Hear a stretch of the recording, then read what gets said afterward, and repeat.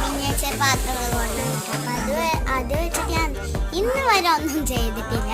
അപ്പോൾ ഇന്ന് ഞാൻ എന്തായാലും ഒരു കണ്ണിമാങ്ങ ഉപ്പിലിട്ടതും പിന്നെന്താ കഞ്ഞിയും ചോറും വെച്ചിട്ടുണ്ട്. ചോറും വെക്കാൻ പോവാം കേട്ടോ. അപ്പോൾ ആ വീഡിയോ എന്തായാലും നിങ്ങൾ കാണാം. അപ്പോൾ ഇന്നത്തെ എന്താ പരിപാടി അറിയാം? ഇന്ന് ചെറിയ ചെറിയ മാങ്ങകൾ എന്താണ് കാലൊക്കെ ഉണ്ട്.